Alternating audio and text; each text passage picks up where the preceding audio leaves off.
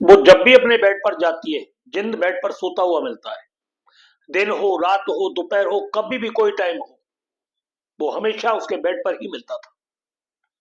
पूरा घर तंग आ गया था, कोई उपाय नहीं सूझता था। बड़ी परिस्थिति थी और बड़ा भयंकर रूप। घर के अंदर सोचने समझने की सारी क्षमताएं समाप्त हो चुकी थी कि इसके लिए क्या उपाय करें, क्या ना करें।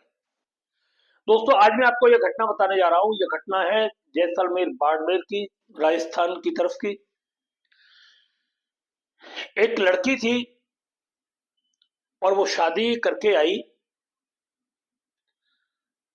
और शादी करने के बाद में जब वो अपने ससुराल आई तो वो क्या देखती है, वो जब भी अपने बेड बेड पर जाती थी सोने के लिए, तभी वहां पर उसे एक ब्रह्म राक्षस लेटा हुआ मिलता था।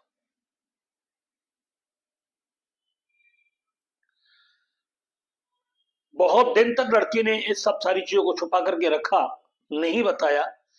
मगर जब लिमिट पार हो गई, बहुत ज्यादा उसके साथ ज्यादती होनी शुरू हो गई, तब उसने घर वालों को बताया। जो सीन लड़की के साथ हो रहा था वही लड़की की मां के साथ हुआ था, और लड़की की मां की डेथ भी इसी चक्कर में हो गई थी। लड़की के फादर की डेथ भी इसी ब्रह्म राक्षस के द्वारा हुई थी। उन दोनों को समाप्त करने के बाद ये लड़की के पास आ गया। आया कैसे? ये डीएनए के द्वारा था। ये लड़की की मां के पास डीएनए में था, डीएनए से ट्रांसफर होकर के इधर आ गया। ये माँ बाप की जिंदगी को बर्बाद किया लड़की की को, अब लड़की की जिंदगी को बर्बाद करना शुरू कर दिया इसने।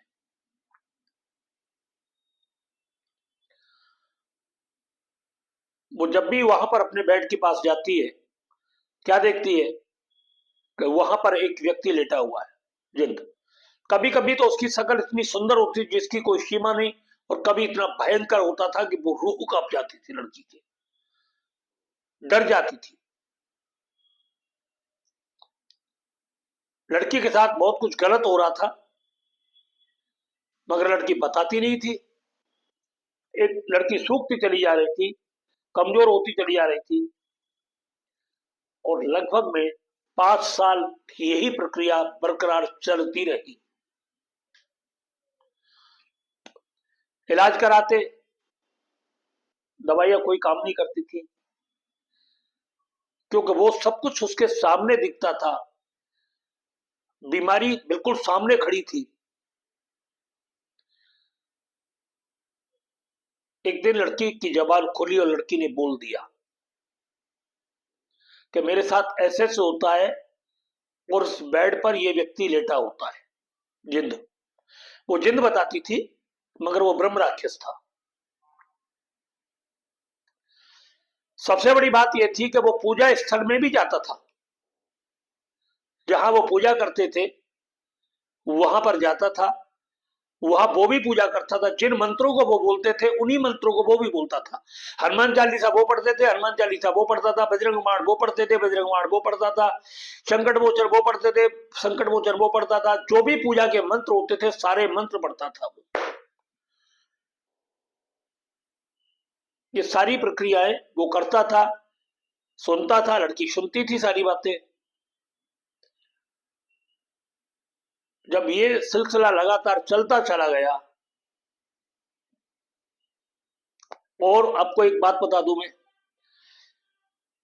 उसके पति की तबीयत खराब रहती थी, और तबीयत खराब रहने का कारण क्या था कि जब भी पति उसे अपनी संबंध बनाता, तभी इसको बहुत भयंकर कोई ना कोई शारीरिक पीड़ा होनी शुरू हो जाती थी, और फिर महीनों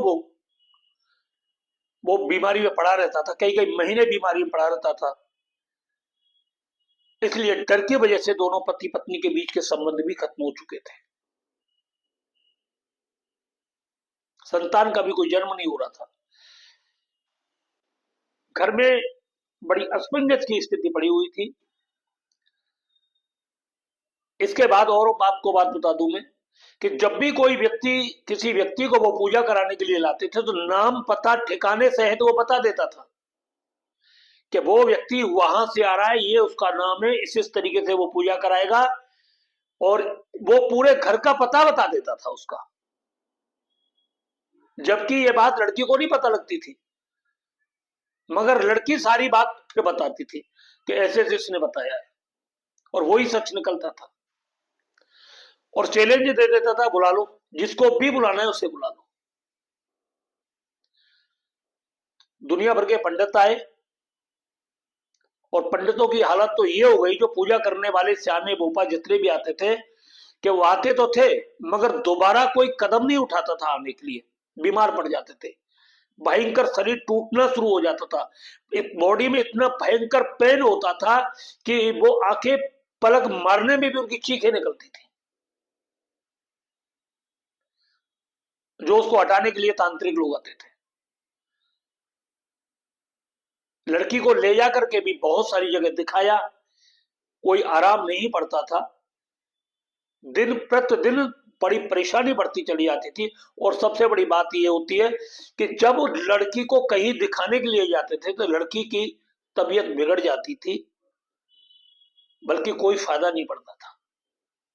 वो जैसा था वैसा की वैसा वही दिखता था, हंसता था उसके सामने, करा ले इलाज, जा, क्या बिगाड़ लिया तूने मेरा, ऐसे बोलता था। बहुत सारी परेशानियां उसके परिवार के सामने मतलब शुरू हो गई। किसी ने कहा कि भाई आप हनुमान चालीसा का पूरा परिवार पाठ करो, हनुमान चालीसा से हवन करो, दुनिया भर के तंत्र मंत्र बताए, दुनिया भर के तांत्रिक आए, दुनिया भर के हवन हुए, घर में पूजा पाठ हुई, कुछ भी फायदा नहीं पड़ता था। बल्कि जितनी पूजा पाठ कराते थे, जितना उस घर में हवन कराते थे, जितने पूजा पाठ के कर्म कराते थे, उतनी ही परेशानी लड़की के सामने बढ़ती चली जाती थी, बल्कि घर में बढ़ती चली जाती थी। पूजा पाठ कराने के बाद तुरंत मतलब जो घर में कलेश होना शुरू हो जाता था, और कोई ना उस घर का पितृ साथ दे रहा था, ना कुल देवी साथ दे रही थी, ना कोई और देवता साथ दे रहा था। उसको बालाजी भी लेकर के गए, बालाजी में भी दिखाया, बहुत सारी जगह उनको दिखाया, मगर लड़की को, उस औरत को कोई फायदा नहीं हो रहा था, और वो बड़ी दुखी, बड़े परेशान, पूरा घर इतना परेशान हो गया था कि करे तो करे क्या। जिसको दिखाते हैं वो बीमार पड़ जाते हैं, दोबारा कोई आने का नाम नहीं लेता, इसकी हालत ठीक नहीं होती। आदमी की तबीयत दिन पर दिन ऐसी होती चली जा रही थी कि अब मरे कब मरे, हड्डियों का ढांचा बन चुका था वो। लड़की भी ऐसी कंडीशन में जा रही थी। बीच बीच में घर में किसी का भी एक्सीडेंट हो जाता था, मगर मरता नहीं था कोई एक्सीडेंट से। और वो लड़की को कहता था, अगर ज्यादा छेड़ोगे, अगर मुझे ज्यादा छेड़ोगे तो एक झटके में एक एक करके सबको साफ कर दूंगा। तो इस वजह से लड़की भी, जो तांत्रिक पूजा पाठ करने वाले आते थे, उनके लिए मना करने लगी घर में। कहीं ऐसा ना हो कि घर में किसी की मौत हो जाए, या किसी को मार दे, या किसी का एक्सीडेंट करवा दे। और ब्रह्म राक्षस का, और बैताल का, और खईस का, ये सबसे बड़ा कारण होता है, वो एक्सीडेंट में व्यक्ति को खत्म कर देते हैं। जब चाहे तहां किसी व्यक्ति को मार देंगे एक्सीडेंट में, ये इनकी खासियत होती है। अगिया बैताल आग लगा करके मारता है व्यक्ति को, उसके पूरे शरीर में जलन होती है। या व्यक्ति जब सुसाइड करेगा तो खुद आग लगा लेगा अपने शरीर में।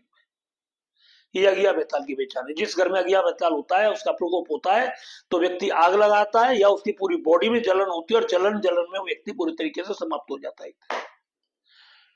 और ये खईस हुए, और तुम्हारे बैताल हुआ, ये ब्रह्म राक्षस हुए, ये व्यक्ति को ज्यादातर एक्सीडेंट में मारते। परिवार के एक व्यक्ति मारे, और चाहे तो पूरे परिवार को एक साथ ही एक्सीडेंट में खत्म कर दे। इसलिए ऐसे घरों में जहां ये ब्रह्म राक्षस वगैरह रहते हैं, ऐसे परिवार को पूरी सावधानी के साथ रहना चाहिए, एक वाहन में कभी भी नहीं जाना चाहिए। और दूसरी बात यह है कि जब तक इनका पक्का तोड़ ना निकले 100 का 100%, तब तक आपको किसी ऐरे गहरे स्याने भोपा को अपने घर में बुलाने की जरूरत नहीं है। अगर आप बुलाओगे तो आप अपने लिए मौत का निमंत्रण दे रहे हो, अपने लिए मुसीबत खड़ी कर रहे हो। इसके लिए बहुत ही सुलझा, सूक्ष्म और बहुत ही बारीकी से समझने वाला कोई व्यक्ति होगा, वो ही इनको दूर कर सकता है। और दूर नहीं होते ये, बल्कि इनकी पावर कम की जाती है। इनकी जो ताकत है, उस ताकत को कम कर दिया जाता है, जिससे कि परिवार का कुछ बिगाड़ ना पाए। दूर होने में इनको बहुत समय लगता है, बहुत समय लग जाता है, क्योंकि इनकी उम्र तो हजारों साल की होती है। एक इंसान की कितनी उम्र होगी, इंसान कितने दिन जीता है। और दूसरी बात, जब ये किसी तांत्रिक पर हमला करते हैं तो छठी का दूध याद आ जाता है उसे, बचने के भी चांस नहीं होते उसके। बहुत सारे अरे गहरे नत्थु गहरे जाकर के पहुंच जाते हैं, हम इलाज कर देंगे, हम पूजा पाठ कर देंगे, फलाना कर देंगे, टीका कर देंगे। भागते नजर पड़ते हैं, समझ भी नहीं आता कि करें तो क्या करें। गए तो दूसरों को ठीक करने के लिए अपनी जान बचानी भारी पड़ जाती है उन लोगों को। और सेम डिक्टो यही कहानी इस घर के अंदर चल रही थी। जितने भी तांत्रिक आते थे, सब इसी कंडीशन में हो जाते थे। परेशानी बहुत ज्यादा थी, समझ में आ नहीं रही थी। और प्रकोप उसका इतना बढ़ चुका था कि वो लड़की के साथ बहुत ज्यादा गलत उसने करना शुरू कर दिया।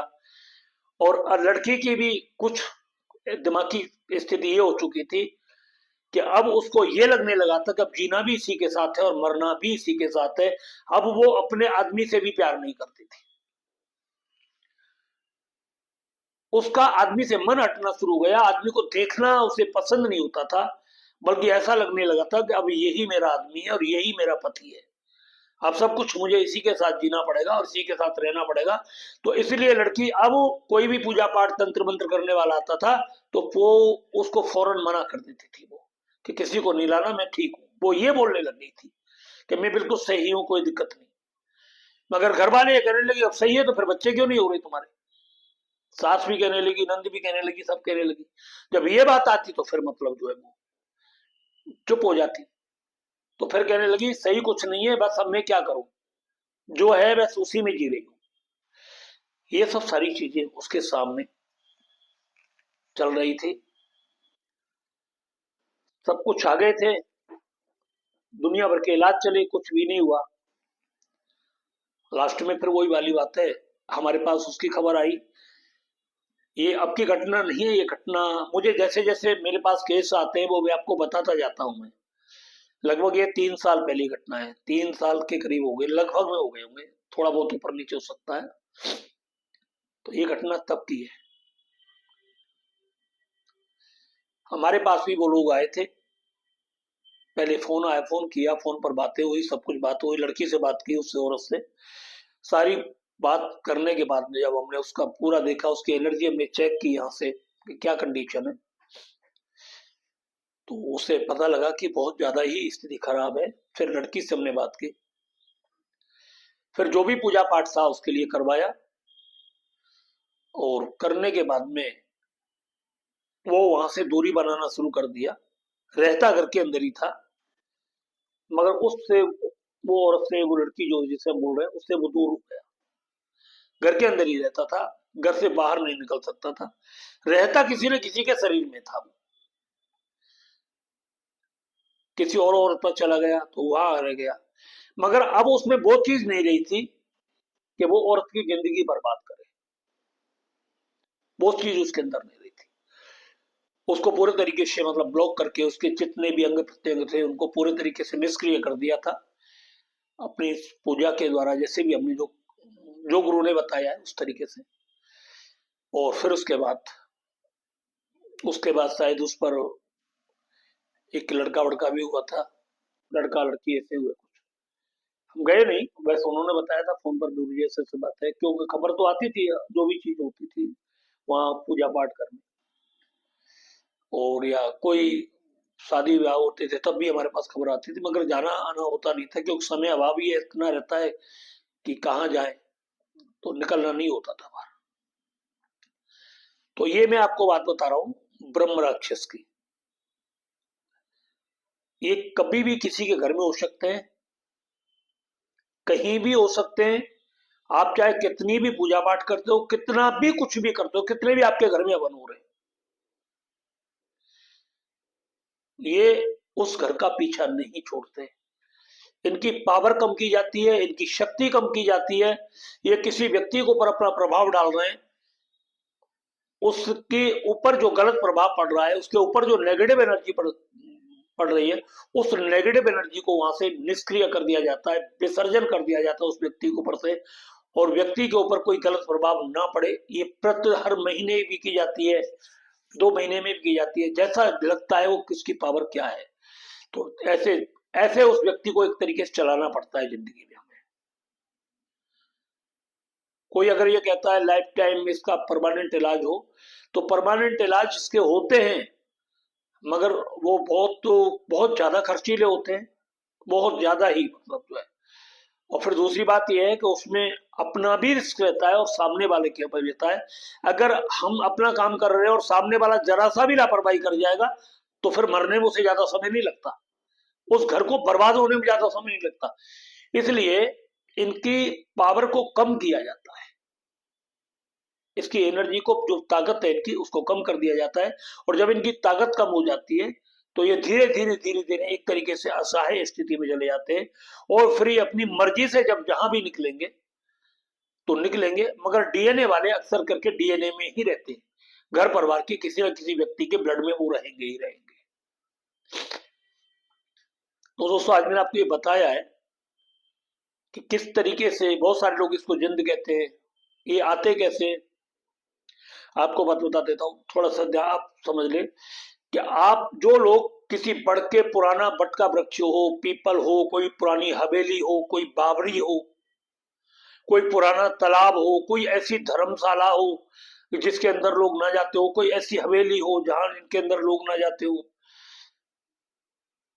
ऐसे पीपल बट जिनके नीचे लोग बहुत कम मात्रा में निकलते हो, बावड़ी ऐसी हो, तालाब जो बावड़ी होती है वहां बहुत कम लोग जाते हैं, और ऐसी जगह पर कोई व्यक्ति जाकर के वहां बाथरूम कर देता है, या वहां गाली देना शुरू कर देता है, या उस पेड़ के नीचे कोई खाना वाना बनाना शुरू कर दे,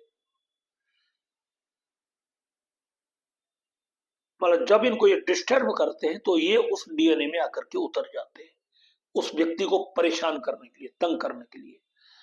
इसलिए कभी किसी बावरी के पास जाकर के बाथरूम वगैरह ना करें, वहां किसी अभद्र भाषा का इस्तेमाल ना करें, जोर से शोर ना मचाएं, किसी पीपल के नीचे मुंहते ना, किसी बट वृक्ष के नीचे बाथरूम वगैरह ना करें, किसी पुरानी हवेली के अंदर जाकर के बाथरूम वगैरह ना करें जिसमें कोई रहता ही ना हो, ऐसी किसी धर्मशाला में जाकर के आसपास बाथरूम वगैरह ना, क्योंकि ये सब इनके रहने के स्थान होते हैं, और जब आप इनके रहने के स्थानों पर ये सब चीज करते हो तो ये आपके सीधे डीएनए में उतरते हैं।